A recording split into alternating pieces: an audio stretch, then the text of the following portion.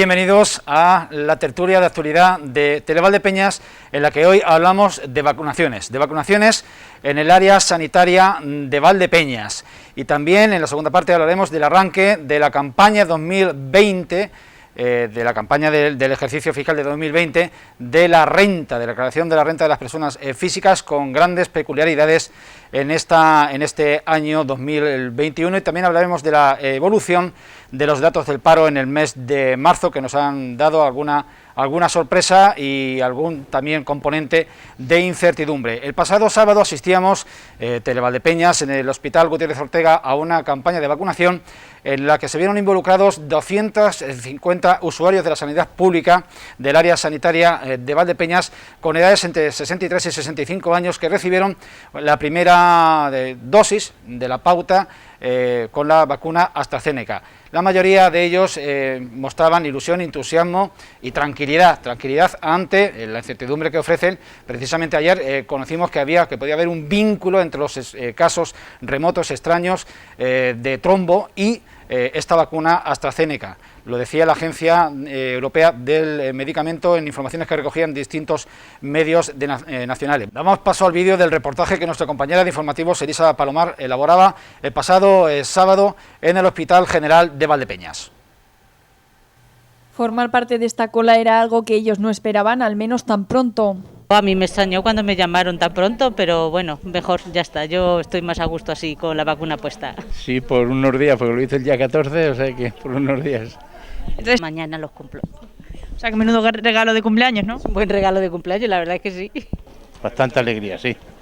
Te queda mucha tranquilidad y, en fin, tenemos plena confianza en nuestras personas, los científicos que tenemos y demás.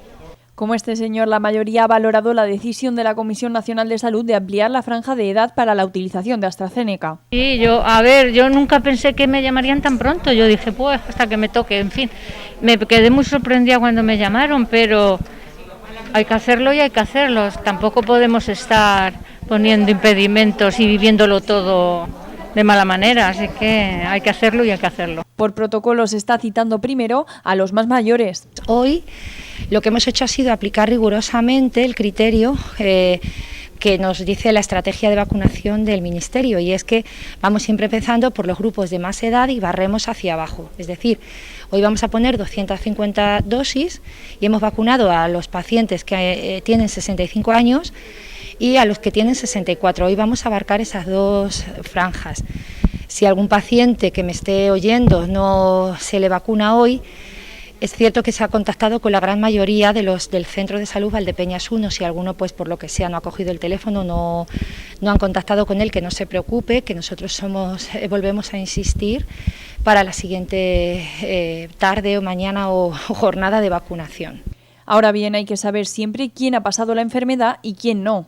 Sí. ¿Cuándo? Bueno, aquí tengo pues serían más que el año pasado, porque 5 meses después tenía anticuerpos. Pues no necesitas un... No, un lobo. ¿Lobo es? Pero bueno, hace ya más de un año. Así, uno a uno han ido pasando como parte de la población general más joven vacunada hasta ahora. 65. 64. Tengo 64, mañana los cumplo. 63 años. De hecho, parece que con esta edad y habiendo estado a punto de quedarse fuera del proceso, ellos son los que más confianza tienen. Pues parece ser que sí. Será porque a lo mejor tenemos la sensación de mayor riesgo, como ha habido tantas desgracias, y entonces estamos más concienciados. Es que estábamos fuera. Entonces, con haber cogido más dosis y haber ampliado ya la edad, es un alivio. Por lo que dice la tele, tanta tele, si no viéramos la tele no nos asustábamos. Pues por la parte que nos toca, esperamos poder ayudar con estas imágenes a que los siguientes se queden tranquilos y tomen ejemplo. Pues de momento me da exactamente igual. De hecho, no sé ni la que me han puesto. No me he preguntado. Esto sí que es confianza ciega. Fernando Prieto, buenas tardes. Hola, muy buenas tardes. Ángel Luis Rivas, filósofo, buenas tardes. Gregorio Sánchez Llévenes, ¿qué tal? Muy bien. Creo que de los 4 que estamos aquí, el único que ya salte del umbral de los 55 años, y mis disculpas por ello, es Fernando Prieto. 58. En el 63. En el 63. ¿Te han llamado ya? No. Ayer... Estoy esperando que... La gente que vemos, además, no es que estuviesen... Las personas con las que habló la compañera, todas mostraron esa tranquilidad y esa confianza. Ayer tuvimos novedades, ayer tuvimos noticias de que ya, bueno, la agencia pues muestra cierta certidumbre sobre el vínculo entre la vacuna AstraZeneca y esos trombos que son casi imporcentuables sobre el total que se han producido entre la población que los ha recibido. Con esa premisa, ¿tú recibirías la...? Sin ningún miedo, tranquilamente. ¿Y cuanto antes? Y cuanto antes, efectivamente, aunque yo he de decir que yo lo he pasado sintomáticamente. Tengo la duda si me van a poner una dosis, si me van a poner dos, si me van a vacunar a los 6 meses de haber dado o de tener la analítica o no. No lo sé, pero yo sin ningún miedo. Si leemos cualquier prospecto de cualquier medicamento, nos echaríamos las manos a la cabeza, cualquiera, aunque sea un medicamento de lo más nimio posible, ¿no? Y aquí lo que pasa es que como tenemos exceso, llamémosles exceso de información, sobre todo en el COVID, ya hartos, estamos bombardeados, pues le estamos dando excesiva importancia, que la tiene, no hay que negarla, pero porcentualmente es prácticamente, bueno, residual, comparado con cualquier otro medicamento, en que en algunos casos es mucho más fuerte y en algunos casos pues incluso más peligroso que una vacuna. Todas las vacunas, en definitiva, tienen un riesgo importante, y esta no. Lo que sí me llama a mí personalmente la atención es que de las otras se habla poco y también tienen efectos secundarios.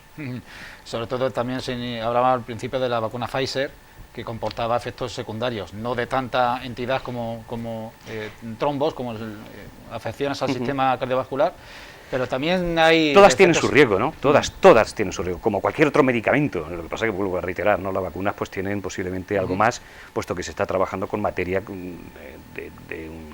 de una incidencia importante en el organismo, ¿no? Va a activar el sistema inmunológico, y claro, cada cuerpo es un mundo y cada inmunología de cada ser humano pues es distinta, y la actuación va a ser distinta, ¿no? Pero bueno, yo en definitiva contento de que me llamen y a ver si ya de una puñetera vez pasamos esta fase de la vida, que yo creo que nos va a durar en la retina y en la cabeza para muchos años, tanto nosotros que somos mayores como a las generaciones que vienen posterior, puesto que estamos en una etapa complicada de la vida para recordar durante muchísimo tiempo. Gregorio, ¿confías en que se acelere el ritmo de vacunación y cogemos velocidad de crucero con destino a ese 70% de inmunidad de rebaño en el mes de agosto? Sí, y yo lo que quería comentar también, como lo que ya ahora te contesto si quieres, con respecto a lo que comentaba Fernando, la propia Agencia del Medicamento también señala en el comunicado que es la relación de quedarte sin vacunar, porque no entendamos todo, de quedarte sin vacunar, ¿no?, de la posibilidad del riesgo de no vacunarte ante el riesgo de poder tener un trombo, es tan infinitamente menor, que no tiene ninguna relación. Es decir, es mucho más peligroso tener, que también la enfermedad, el COVID también da trombos y tal, es decir, es infinitamente más peligroso tener la enfermedad que la vacuna. Entonces, bueno, yo comparto el sentir de Fernando, y bueno, pues al final todo medicamento, toda vacuna, pues ha podido tener en un alto porcentaje o en un menor porcentaje, ¿no?, pues ha tenido sus inconvenientes, ¿no? Yo lo que hay que celebrar es en un año, o sea, las vacunas, cuando, no sé, 4, 5, 10 años a lo mejor para que una vacuna salga al mercado o más, pero bueno, una media a lo mejor de ese tiempo, y que aquí en un tiempo récord, ¿no?, tanto los estados, las administraciones públicas con la inversión pública, las farmacéuticas, los investigadores, los científicos y tal, de qué manera en un año casi podamos tener vacunados. Yo el otro día, la semana pasada, vacunaban a mi madre y a mi suegra, ¿no?, que son las dos personas mayores de mayor riesgo en casa, ¿no? Pues sientes una satisfacción, ¿no?, sientes como un descanso, ¿no?, haces así, pluf. Bueno, pues hemos pasado el año y ya, bueno, parece que al menos esto se va superando. Entonces, bueno, pues en ese sentido confío en que se vaya adquiriendo esa velocidad de crucero. Esta semana se nos decía que Castilla-La Mancha tenía ya también pues una nueva remesa de Pfizer, ¿no?, era la que venía para Castilla-La Mancha, y esperemos, bueno, pues que con unas y con otras pues vayamos llegando a ese nivel de población, pues no sé, el 70, el 80% será, en el que se podrá adquirir la inmunidad de rebaño y en el que podamos volver a tener pues cierta normalidad, sin sin pensar que esto no va a desaparecer, es decir, siempre va a haber un porcentaje, no sé si será el porcentaje como pueda ser la gripe, pero esto se va a quedar residual, y habrá un porcentaje de gente, el que sea, que lo mismo que nos pueda afectar una gripe y puede haber gente que fallezca por gripe, pues el COVID yo me imagino que terminará siendo algo residual, pero seguirá existiendo y convivirá.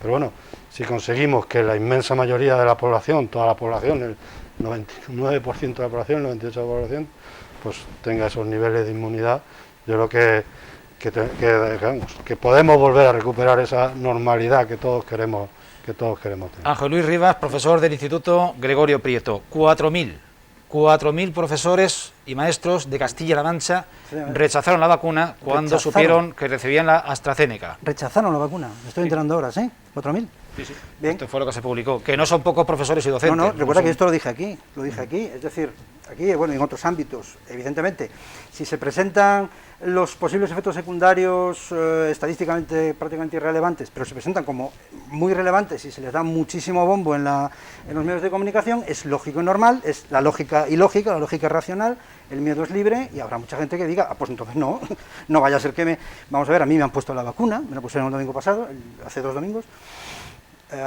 yo no tuve ningún tipo de problema especial, un poquito de dolor en el punto del pinchazo al día siguiente, pero molestia, pero nada más.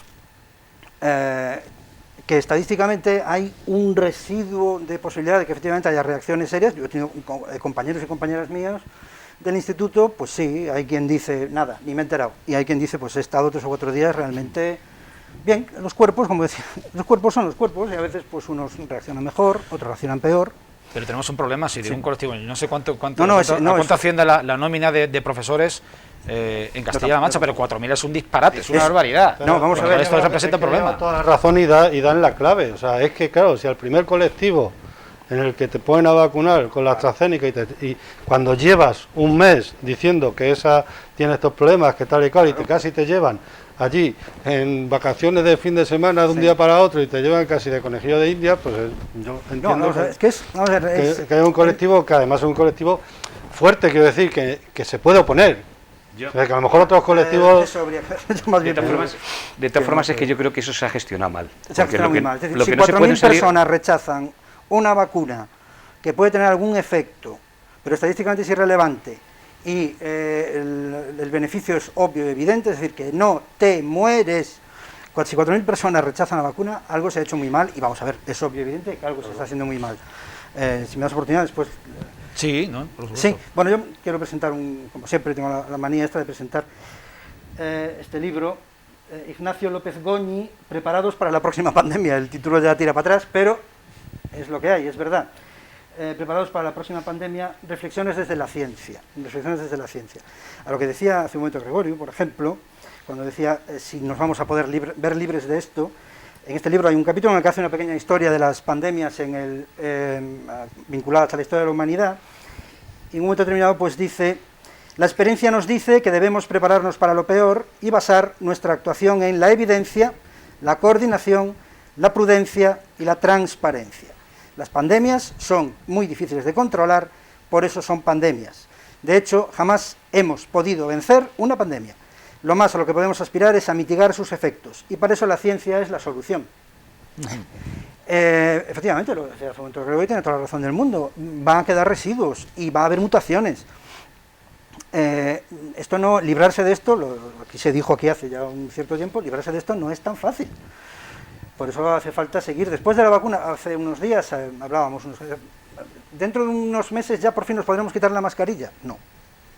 Aunque estemos todos vacunados, no vamos a poder quitar la mascarilla así como así. Es un desastre antropológico, como digo yo, habitualmente, pero no vamos a poder. Y, bueno, yo, sin embargo, sí tengo esperanzas de poderla quitar, porque si nos remitimos a principios del siglo pasado, que recordar, en el 2018, 2019, 2020, hubo otra pandemia, la más llamada gripe española. 1918. Por eso quiero decir que duró 4 años, a principios del 20. Es decir, fue una pandemia, fue también un virus, no de este tipo, pero no deja de ser un virus, y desapareció. Es decir, y no había los avances. No desapareció. Bueno, quiero decir, nos adaptamos. Es decir, los virus generalmente, sí, pero los virus generalmente, conforme van creciendo, en la mayoría de las veces, por lo que leo, yo no soy científico, pero sus mutaciones van perdiendo actividad y van perdiendo mortalidad, en líneas generales, casi todos. Y bueno, se padeció, la ciencia estaba mucho menos avanzada que ahora, y se llegó, después de esos 4 años, a una vida prácticamente normal. Prácticamente normal. Porque ahora no, es decir, ahora con más ciencia podemos llegar a tener una vida prácticamente normal. La cuestión es que posiblemente la psicosis de ahora y la información que tenemos ahora no era la que había antes. Y posiblemente el miedo ese que vamos a tener ya siempre dentro nos vaya a hacer de que actuemos de diferente manera. Pero yo creo que la normalidad, entiendo, que de la gente poco a poco se irá olvidando y poco a poco se irá adaptando.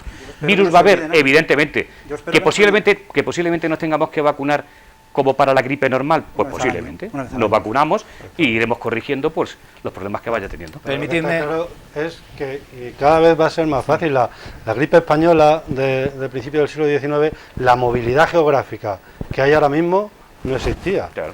Se situó, no fue una pandemia mundial. No obstante, recuerda que fueron 4 años. Sí, y además se situó en Europa y coincidió, le llamaron gripe española porque coincidió con la Primera Guerra Mundial y los muertos eran los muertos de la guerra o que se morían de gripe. Y se daba información aquí porque no estamos metidos en la Segunda Guerra Mundial. Y los únicos que morían de la gripe porque no había otra guerra, otro sitio, eran los españoles. Pero yo sí creo que hay que saber un poco lo que nos viene. Yo cuando nos quejamos de la contaminación, nos quejamos de lo que estamos haciendo con el clima, lo que estamos haciendo, tenemos que ir pensando que, bueno, pues que la tierra, la naturaleza, el clima responde ante agresiones, ¿no?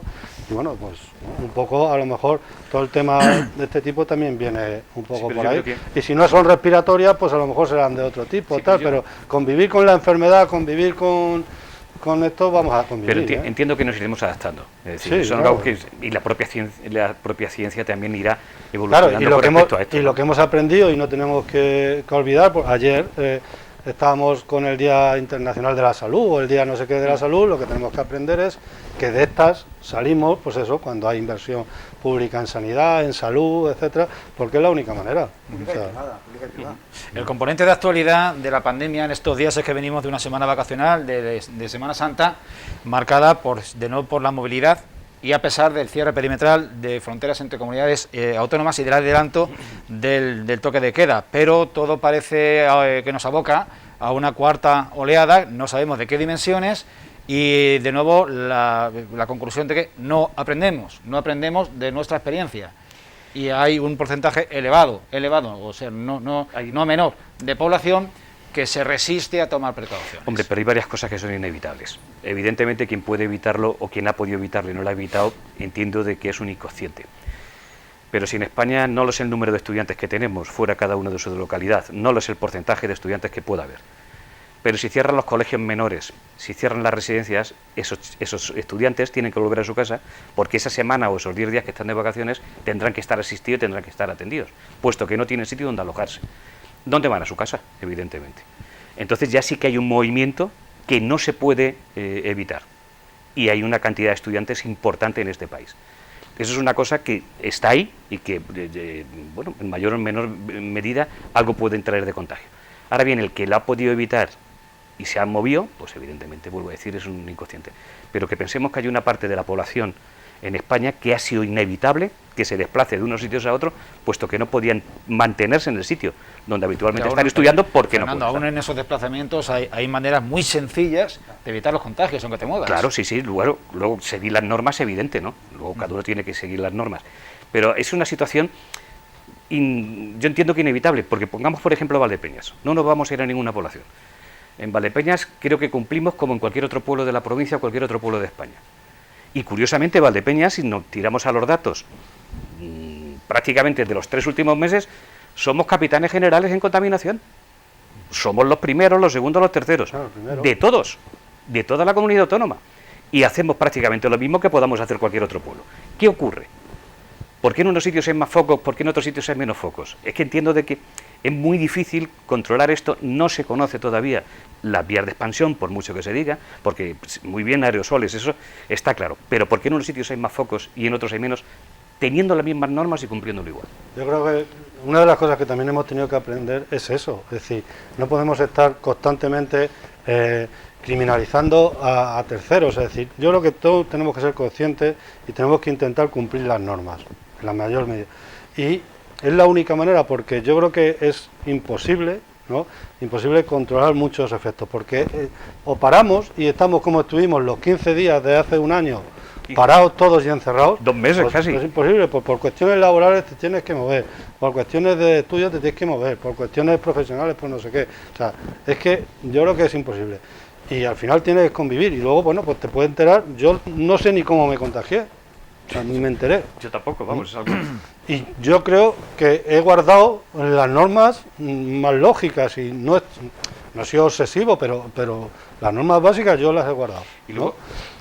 Y no lo sabes, entonces yo creo que es complicado porque el otro día tenemos a los vecinos de Torrenueva que tienen cerrado la hostelería, ¿no? Y el otro día me decían... cerrado el pueblo. Y el pueblo, fíjate cómo está. No, pero en principio la hostelería, el pueblo se pueden desplazar y todos me decían el otro día, entonces que ahora vienen aquí... No tienen medidas ya de nivel 3 reforzadas. ¿Sí? Pero bueno, pero al final la gente se mueve por cuestiones profesionales, por cuestiones laborales, de estudios y tal. Pero antes estuvimos nosotros, ¿y qué pasó en Navidades? O sea, no iba la gente de Valdepeñas que no podía comer o cenar o tomarse unos vinos en Valdepeñas en Navidades, que no fue a Moral de Calatrava. O sea, eso es lo que a lo mejor hay que plantearse, pero moverse, nos tenemos que ver, y de eso yo creo que tenemos que aprender, de que, bueno, pues hay que tener también cierto sentido común o cierta lógica de cumplir las normas.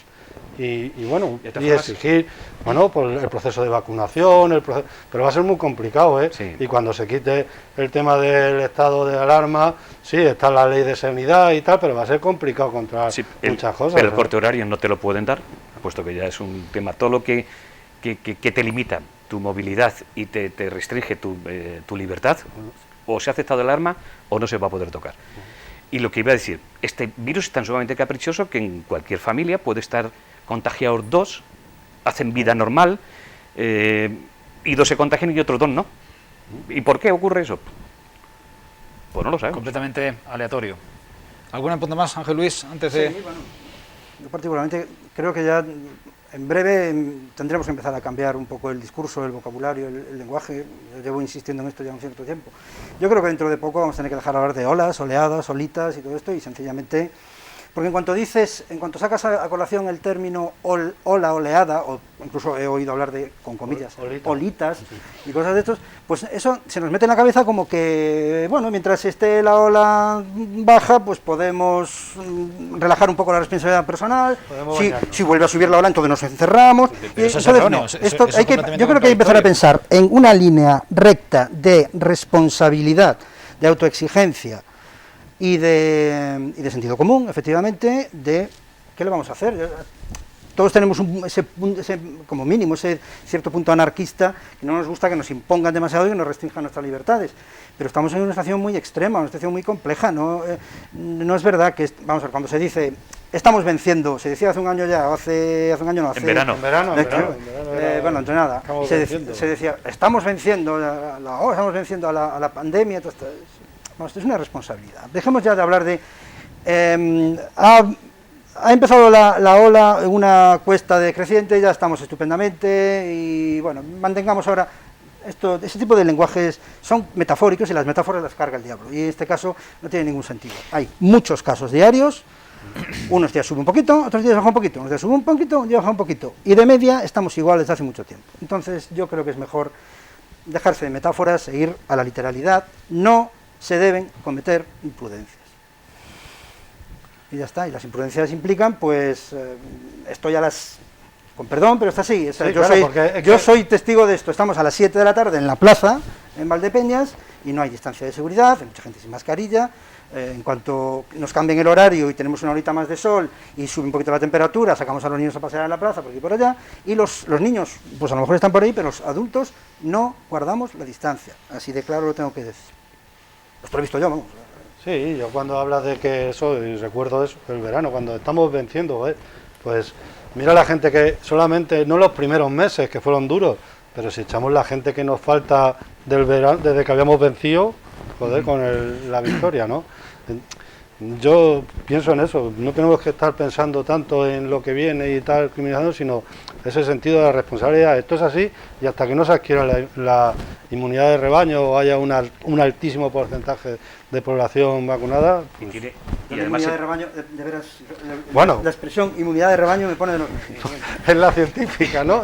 Sí, pero hay que hablar de otra manera. Somos borregos. Hay que hablar de otra manera. Sí, pero es la expresión científica, es la expresión científica que lo dicen los científicos. De todas formas, entiendo de que tenemos que tener mucha vacunación y mucha inmunidad, porque el ejemplo de que esto, hasta que no se tiene un gran porcentaje de vacunación, no se empieza a corregir, lo tenemos en Chile.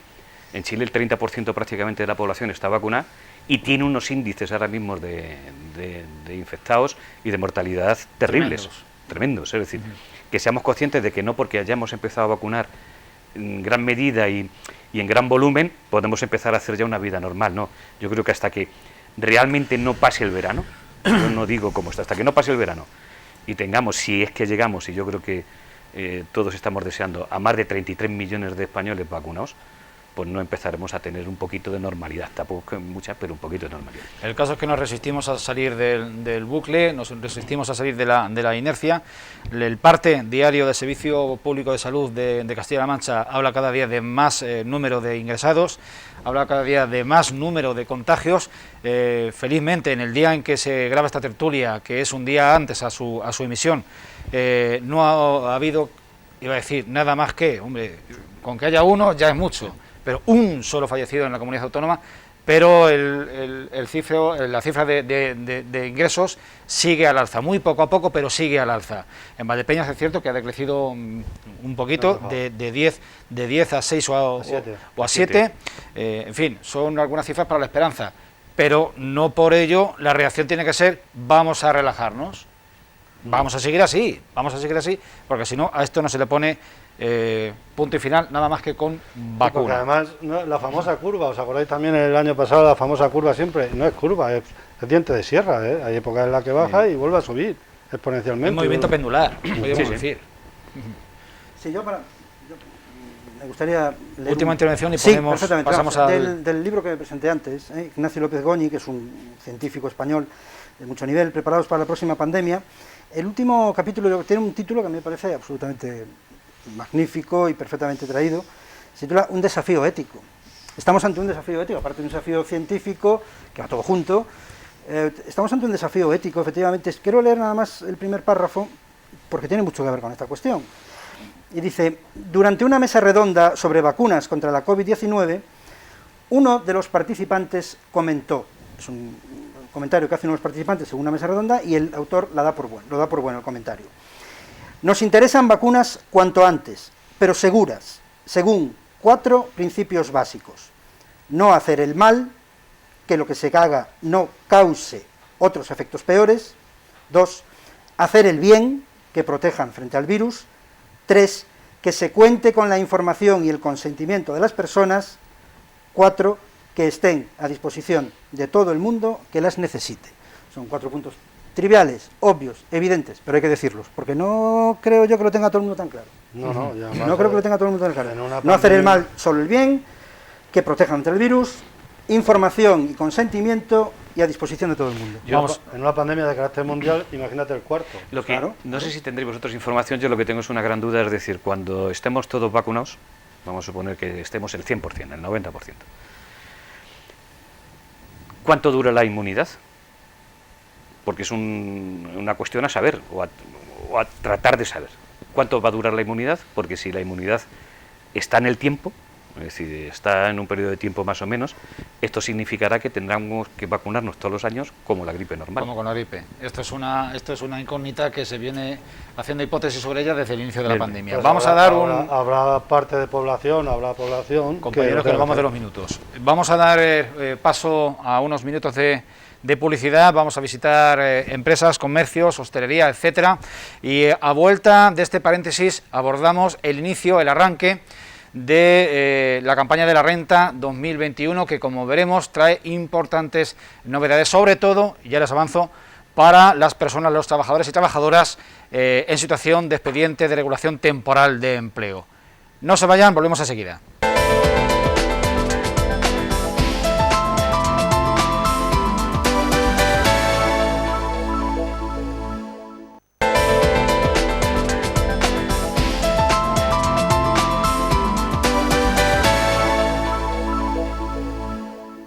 En el día de ayer, 7 de abril, se inició la campaña de la renta, del impuesto sobre la renta de las personas físicas del año 2021, referida al ejercicio económico fiscal del año 2020, con una gran peculiaridad, y es la declaración que tienen que hacer la multitud de trabajadores en situación de expediente de regulación temporal de empleo, los trabajadores en ERTE, 740.000 largos en todo nuestro país, y 17.743, que no son pocos, en Castilla-La Mancha. ¿Qué les ocurre? Pues que han tenido durante el año pasado, durante 2020, 2 pagadores, hasta que se inició la pandemia, hasta que se les declaró en ERTE, y como quiera que registren unos ingresos iguales o superiores a 14.000 euros, pues van a tener que hacer la declaración sobre la renta, con toda probabilidad le va a salir positiva. ¿Por qué? Porque en esas retenciones, perdón, en ese pago de los ERTE, del salario que reciben del Estado en compensación,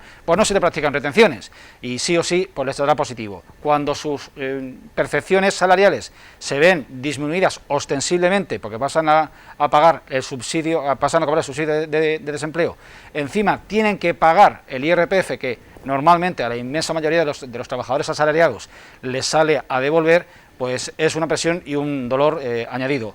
Les pido que estén atentos a la explicación que sobre este tema da con mucha mayor precisión que yo, pues uno de los gestores más acreditados de nuestra ciudad de Valdepeñas. Lo vemos en el siguiente vídeo. Los 22.000 o los 14.000 euros de ingresos brutos anuales son los umbrales que marcan la obligación o no de realizar la declaración del impuesto sobre la renta de las personas físicas en función de que hayan tenido uno solo o más de un pagadores. Los profesionales explican los detalles a tener en cuenta a la hora de afrontar nuestra declaración. Hay diferentes posibilidades. El trabajador, digamos, fijo o que mantiene un trabajo durante todo el año y que solo tiene un pagador, ese trabajador, si no llega a 22.000 euros, no tiene la obligación de hacer renta. Pero sí que es verdad que a ese señor, de acuerdo a sus condiciones particulares de familia, si está casado, si tiene un hijo, si tiene 2, si tiene varios, se le harán unas retenciones determinadas que Hacienda conoce y que Hacienda tiene en cuenta. Si la empresa no le ha hecho las retenciones oportunas y ajustadas a su remuneración, Hacienda el día de mañana le reclamará a la empresa que pague ese importe de diferencia, ¿de acuerdo? Luego estamos con aquellos que tampoco tienen por qué hacer la renta, siempre y cuando los rendimientos íntegros del trabajo con límite de 14.000 euros anuales, cuando, primero, procedan de más de un pagador, siempre que la suma de las cantidades percibidas del segundo y restantes pagadores, por orden de cuantía, superan el conjunto de la cantidad de 1.500 euros. Si supera la cantidad de 1.500 euros, pero no alcanza los 14.000 entre todos, no hay por qué hacer la renta. La principal y dolorosa novedad que presenta esta campaña de la renta es la obligación que tienen los trabajadores bajo expediente de regulación temporal de empleo, trabajadores en ERTE, de realizar declaración por haber tenido a su empresa y al Estado como pagadores durante el año pasado. Estos trabajadores tendrán que hacer frente al pago de una declaración positiva, dado que no se les practicó retención alguna por parte del SEPE, una situación que afecta a más de 740.000 trabajadores por cuenta ajena en todo el país. Y por otro lado, el ERTE no me ha retenido. Me van a pedir el dinero que no se me ha retenido. O sea, voy a tener que pagar. Lo que ocurre es que hay mucha gente que confunde el no tener la obligación de hacer la declaración de la renta con no pagar. No, esto no es así. O sea, no tener obligación de hacer la renta no quiere decir que no esté pagando. Está pagando, porque cada vez que le pagan una nómina al mes, le están reteniendo una cantidad que cada trimestre la empresa le pasa a Hacienda. Creo que la solución, dado que estamos teniendo, digamos, a nivel estatal, estamos teniendo un gasto verdaderamente impresionante en los ERTES, pues a mí no me parece que sea de recibo que dentro de ese gasto no se incluya una ligera, una mínima cantidad, que es lo que le van a exigir a esa persona que ha estado en ERTE o que sigue en ERTE, y que ha cobrado poquitito de su empresa, pues también se podría meter como gasto en el compendio total de lo que significan los ERTES. y no hacerles sufrir a estas personas que la verdad es que ahora no se les va a poner buen humor cuando les digamos que tienen que pagar, además de haber cobrado 4 pesetas. Las gestorías y asesorías hacen hincapié en no dar por bueno el borrador de declaración que nos envía la agencia tributaria, dado que no se tienen en cuenta las diferentes retenciones que se practican en cada comunidad autónoma. Esas diferencias pueden suponer más de 500 euros en nuestra contra en el total a pagar. Pero los borradores que está remitiendo Hacienda deben de repasarse, deben de ir a una asesoría, a una gestoría, a una oficina y decirles, por favor, ¿me pueden echar un vistazo a este borrador? No creo ni siquiera que le vayan a cobrar. Entonces, ¿me pueden echar un vistazo a este borrador? O mire, hágame la renta ustedes.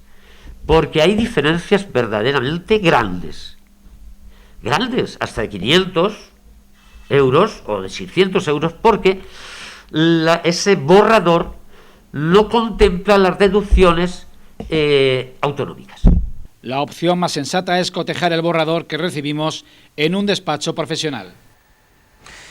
Gregorio Sánchez Llévenes, concejal de Izquierda Unida en el Ayuntamiento de Valdepeñas. El trabajador por cuenta ajena, en este caso los trabajadores en ERTE, además de afectados y perjudicados, apaleados. Sí, esto es una cabronada, una putada, es decir, no se puede decir más claro. Yo a la clase trabajadora, porque afecta a los trabajadores asalariados, es un ataque frontal, pero lo peor de todo esto es que estaban avisados, o sea, estaban avisados.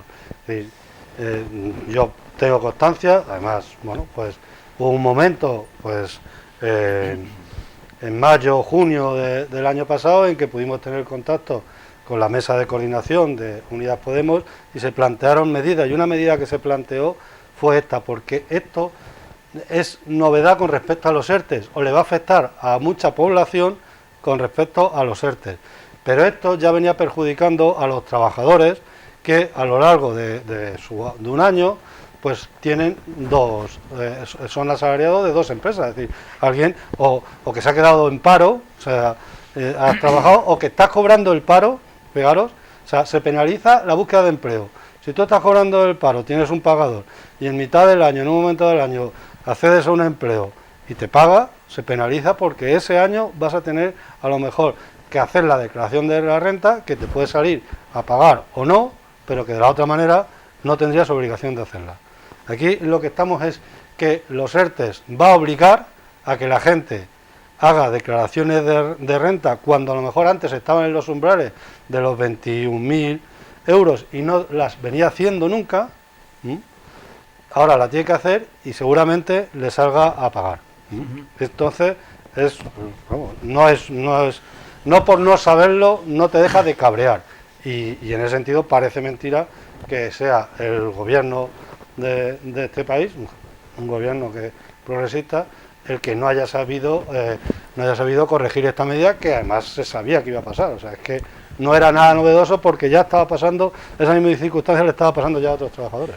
Haremos tertulia de nuevo. El gestor apuntaba 2 soluciones: o esa parte a soportar por el trabajador después en la liquidación amplíese en la partida de los ERTE, lo cual ya es ampliar porque la cantidad tiene que ser ingente, o reténgase un porcentaje aunque sea mínimo, para que llegado el momento no tengan que encima pagar sobre sus ingresos. Yo creo que ni una cosa ni otra. Claro, yo creo que esto ya es, o sea, pensar a posteriori, pues no sé, decir, ya hemos pinchado, entonces ya, o sea, la rueda está pinchada, ahora cambiaremos o no cambiaremos y nos pondrán ruedas nuevas y seguiremos circulando, pero a quien la ha pillado, la ha pillado. O sea, yo dudo que aquí en unos meses, hasta que termine el plazo, se está aconsejando que los trabajadores en esta situación que se vayan al último plazo, o sea, que agoten los plazos por si hay algún cambio. No sé yo si va a haber un cambio. El cambio que está sacando la administración, que también es penoso, es decir, que lo que les salga a pagar lo paguen en 6 meses, es decir, es igual. Hombre. Sí, pero quiero decir... Tienes razón, es igual. Es igual, es una chapuza, es decir, una persona que cobre de un ERTE lo que cobra y que tenga que estar pagando, a lo mejor del mismo ERTE que está durante 6 meses, o sea, si ya cobra poco y encima le estás quitando para pagarlo de Hacienda del otro año, y luego veremos si no se arregla para el año siguiente, pues imagínate, estamos sobre 2 años. Imaginaros de los trabajadores que estamos hablando, estamos hablando de trabajadores de 21.000, 22.000 euros. No, ojo, estos son de 14. De 14. Bueno, pero hasta 21.000. No, 14 es por la obligatoriedad de hacer la obligatoriedad. La obligatoriedad. O sea, estamos hablando de ese umbral, ¿no? Sí. Hombre, los de 22.000 son los que sí tienen solo un pagador, pero ojo, 22.000 euros brutos. Pero es para hacer brutos. O sea que a lo mejor has cobrado en todo el año 18.000. Sí, pero eso es para hacer la declaración de la renta. Eso es que estás obligado a hacerlo. Tú estás obligado a hacerla. Estamos hablando de esa gente que estaría obligada, que a lo mejor tú la haces y te sale a pagar 200, 300, 500 euros, 600, lo que sea. Pero como no llegas a ese umbral, no la haces porque no estás obligado. Pero es que el hecho de tener 2 pagadores te obliga. Es que no sé por qué. ¿Cuál es la filosofía de esa decisión? No sé, de esa diferencia. Pues es una historia de Hacienda. No sé si eso vendrá de, no sé, de los años 70 y viene penalizando el pluriempleo o alguna cosa. Eso es que no sé. 1848. Tiene que ser de Alfredo Landa o alguna cosa de esta, ¿no? Eso viene de 1848, del Manifiesto Comunista y el fuerte impuesto progresivo. Es gente que esto lo leyó el gobierno que dices tú, que parece mentira. No me parece mentira de ninguna manera. Parece absolutamente obvio y evidente que es gente que leyó el Manifiesto Comunista a los 16 años y no ha sabido digerirlo y ya está. Sí, pero lo del fuerte impuesto no es progresivo, yo no le veo progresividad. Claro que no es bueno, no es progresivo ni progresivo, ni progresista, ni justo, ni progresivo ni nada. Es decir, en una situación como esta, 2 pagadores no significan que yo tengo un empleo elegantísimo, finísimo, me contratan por aquí, me contratan por allá, me pagan 2, 3, 4 y gano 100.000 euros al año. No, son 2 pagadores por extrema necesidad. El estado de bienestar, supuestamente, me garantiza que no me quedo en la calle, que no me quedo sin... Y después me cobran el impuesto por si la retención. Pues ni retención mes a mes, ni impuesto en la campaña, ni a esta gente lo que hay que hacer es dejarla en paz. A mí me parece un escándalo y una vergüenza. Eximirlos de declaración. Absolutamente. Porque de hecho ya están pagando. Claro. O sea, cuando han tenido la remuneración por su empleo antes de entrar en ERTE, ya están pagando por ello. Una modificación de la ley, subiendo los umbrales, eximiéndoles de declaración, una cosa así, una medida así. Esto es como cuando lo de las, cuando lo de las vacunas. La vacuna es gratuita. ¿Cómo que es gratuita?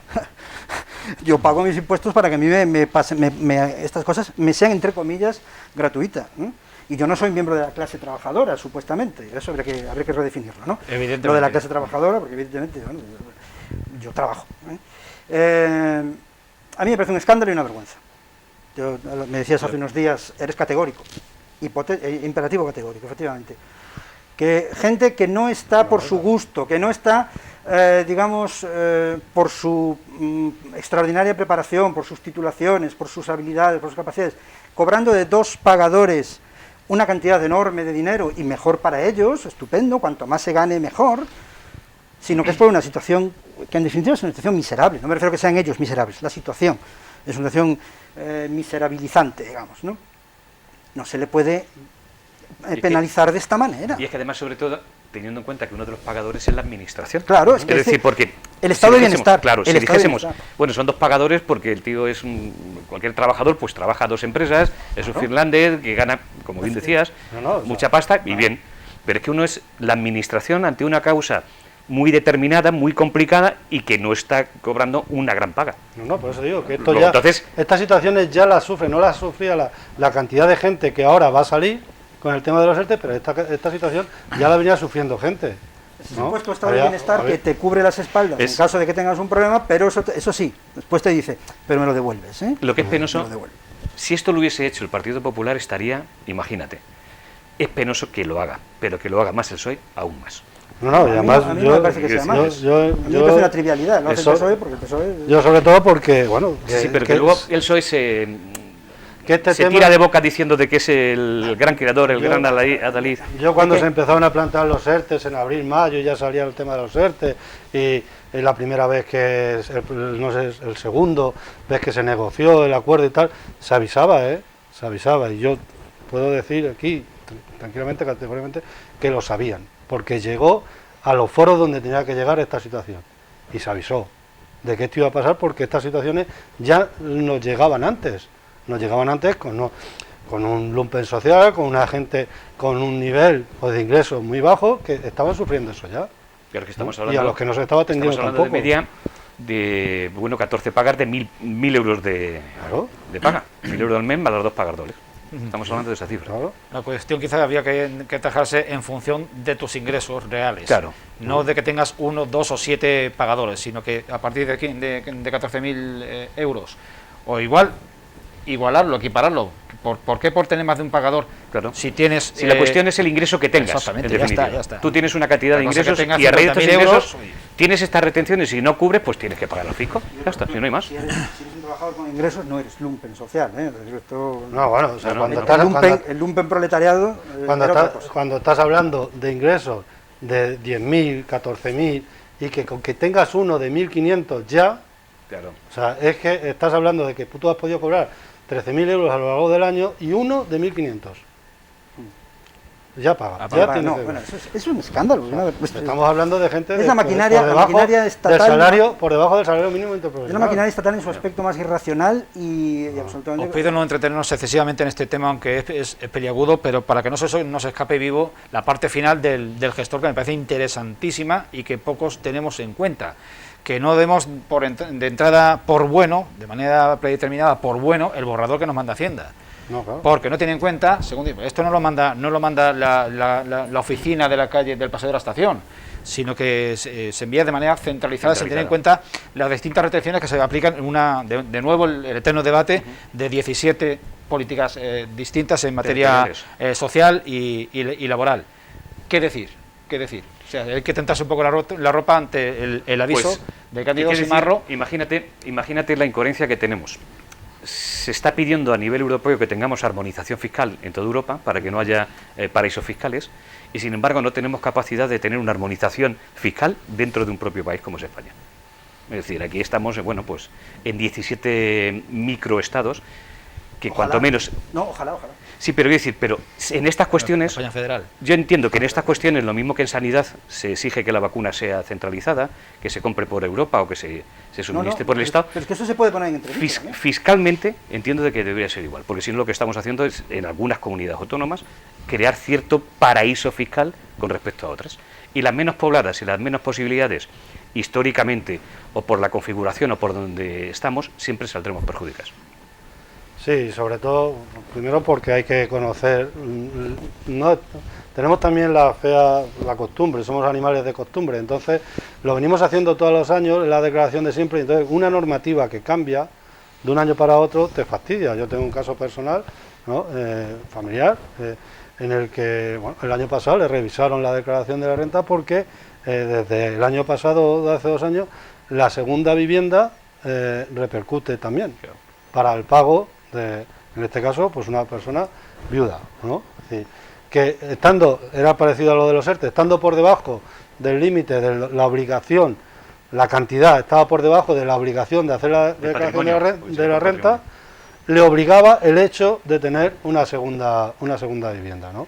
Y por otro lado también, incluso bonificaciones a las personas mayores. Yo en ese caso también me enteré que las personas mayores, no recuerdo ahora si eran de 75, 80 años, en Castilla-La Mancha también tienen una bonificación, también de hace un par de años, ¿no? Es que creo que damos cosas por hecho y las hacemos ya como si fueran churros de todos los años, y a lo mejor lo que hay que pararse es un poco porque las normativas también van cambiando. Se dejó el paréntesis de Semana Santa para dar a conocer los datos del paro registrado en el mes de marzo, y que a nivel nacional arrojaban la cifra que todos ustedes conocen de un descenso de los demandantes activos de empleo de 59.149 personas. A nivel autonómico había una caída de esta demanda de empleo en las oficinas de empleo público de 1.609 personas en el mes de marzo respecto a febrero, lo cual suponía una caída levísima del 0,83%, y un dato interanual negativo en Castilla-La Mancha, porque aumentaba los demandantes de empleo en 5.369 personas, lo cual ya sí que representa un 2,86%. El dato primero, pues hay un descenso real, material, lineal de la demanda de empleo, y el interanual netamente malo. Pero claro, todo esto está envuelto en la nebulosa de ese gran bolsón de trabajadores que se encuentran en ERTE, y como no sabemos luego eso en qué se va a sustanciar, pues no sabemos si tenemos un paro absolutamente descomunal, descontrolado, o si realmente se está conteniendo Hombre, se supone que ¿A qué hipótesis os abonáis? No, pero se supone que estará conteniéndose porque la obligación que tienen los empresarios del ERTE es luego no despedir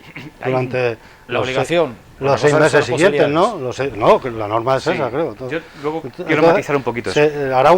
Hará un colchón ahí. Lo que sí también es que se está incorporando más gente de los ERTE, porque si mira, la ley y otra es la trampa. mira, a la primera de cambios se busca un subterfugio y se echa. Sí, pero para que las cifras no se metan. O no hay posibilidad de cumplir, Ángel. O no hay posibilidad de cumplir. Pero quiero decir que en todo caso habrá. Si la ley está ahí y no hay posibilidad de cumplir con la ley, habrá que buscar un subterfugio. El subterfugio pues es un recurso ilegítimo, pero al que... La norma en un principio plantea eso. Lo que sí está claro es que se está incorporando la gente porque ha bajado, es decir... A 400 y pico mil. Va bajando la evolución del gasto en las prestaciones de ERTE, va bajando, con lo cual la gente... creo que quedan 400 y pico mil de 700 y pico mil. Pero ahí, en el tema del ERTE hay un problema, a mi entender, importante. Si una empresa que tiene 5 trabajadores, 4 trabajadores, está obligado a mantener 6 meses y por las circunstancias como estamos empieza a abrir y tiene para uno y no tiene para el resto de 4, está obligado a tener los 4. Y si no tiene nada más que para uno, ¿qué va a pasar con los otros 4? Que es posible que si no se flexibiliza esa situación, vayan los 5 a la calle. Es decir, que hagamos hasta peor todavía la situación si no cogemos las circunstancias de cada empresa y de cada situación. Es decir, tener una obligatoriedad de mantenerlos cuando prácticamente es imposible porque no hay trabajo para todos, entiendo que es un error. La realidad es que del año pasado, en mayo, de 3,5 millones de prestaciones en ERTES, o sea que ahora estamos en 700 millones. Claro. Nos sumergimos a 4. O sea que también podemos sumergir a 4. Entonces, bueno, y otro dato también es que la gente se está incorporando al sector servicios. Es el sector que más asume y que es la mayor bolsa de desempleo. Claro. Sí, pero por eso que por un lado tienes que se están incorporando y por otro también lo estacional. Claro. Vamos a ver cuando pase la Semana Santa, vamos a ver lo que va a pasar el mes que viene, cuando haya pasado la Semana Santa. Van para hoy y hambre para mañana. De todas maneras, en ese sentido, otro dato también que hablaban era que de los últimos meses de marzo, o sea, desde que están haciendo la serie histórica, creo que es el tercer mes de marzo que más contratos indefinidos se han hecho. A lo mejor también... Hace un momento decías una cifra, de 700.000 a 400.000. A 400 y pico mil. Ponga 400.000 personas, una detrás de la otra, en fila, diciendo, estoy en paro, estoy en paro, estoy en paro. Es una barbaridad. Y a ver qué te pasa en el estómago. Una barbaridad. Es lo que decía Mariano José de Larra en uno de sus artículos extraordinarios, la cuestión transparente. El paro es una cuestión transparente, porque detrás de ella se ve perfectamente a las personas. No, claro. Quien no ve a las personas, quien solo ve números, y por ejemplo les cobra las retenciones o les cobra... Es un sinvergüenza. 3.900.000, estamos hablando de 4 millones de gente. 3.900.000 y pico mil, estamos 4 millones de españoles están sin trabajo. Que estamos hablando de 10% de la población prácticamente española para. Sí. Por cierto, no sé si os daréis cuenta de vamos, yo cuando poco antes de las 9 de la mañana, que no sé si del lunes o del martes, se nos decía, en breve se va a dar a conocer la cifra del desempleo, del paro registrado en el mes de marzo, y ya adelantamos que va a ser una cifra muy mala, y luego nos hablan de una caída del desempleo de casi 60.000 personas, que es la mejor desde 2015, que me he perdido. El dato de todas formas hay que mirarlo en esta situación, el interanual. No vale con la cifra de ahora porque es una circunstancia que han esperado. Anormal, completamente. Lo que pasa es que el interanual no nos va a valer, el 2020 no nos va a valer para compararlo luego con nada. Sí, pero Gregorio, la realidad es que tenemos un año de desgracia para todo el mundo, pero que ahí está. Por eso digo ¿cuándo vamos a tener capacidad entre todos de que eso se recupere? Claro, porque decimos, no vale, pero el 2021 lo vamos a recuperar. Yo miraría más el 2019, yo compararía más el 2000 con el 2019. Es estructural y esto va a romper todavía más ese tema, Claro, lo va a romper todavía más. Las sociales van a ser brutales. Yo compararía más con el 19 para ver que se está recuperando, porque creo que no, o sea, creo que se va para atrás. En este escenario y con este decorado, la ministra de Trabajo, una de las vicepresidentas, pues ya anunciaba que... ¿Quién es en concreto en este trabajo? Yolanda, de Unidas Podemos. Volví a hacer el enésimo aviso y el enésimo anuncio del inicio del proceso de derogación de la reforma laboral, que desde 2018, desde la moción de censura, está intacta. Pero, sinceramente, vamos, yo no lo sé, no llego ahí. ¿Cree de verdad que si hace la reforma va a descender el paro? Yo voy a preguntar, ¿quién es esta señora? la vicepresidenta tercera, no es desde mi punto de vista lo peor. Si lo dices por formación, tiene toda la formación, la vida por ahí. Si lo dices por experiencia, tiene toda la experiencia, la vida y por haber. Sí, o sea, ella es licenciada de Derecho. No me parece de lo más desdeñable. No sé qué. No, eso es seguro que no. El equipo, o sea, las hay peores. El equipo de gente que tiene es de lo mejor que hay. Bueno, a nivel de empleo, a nivel de universidad, catedrático.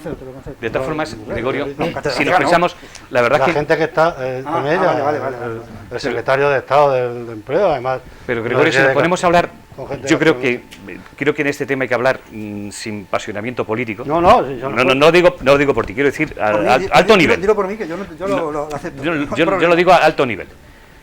Yo como no soy político, si realmente eso no te lo compro. Si realmente los que están gobernando tienen la varita mágica, como ellos dicen, cuando hay un cambio, realmente deberían de quitar el paro. Y lo digo por los dos partidos grandes. Está claro. Y sin embargo, cuando llegan, lo que opinaban unos lo dicen desde la oposición, y los que gobernaban no dicen lo que decían cuando estaban en la oposición, ni lo aplican.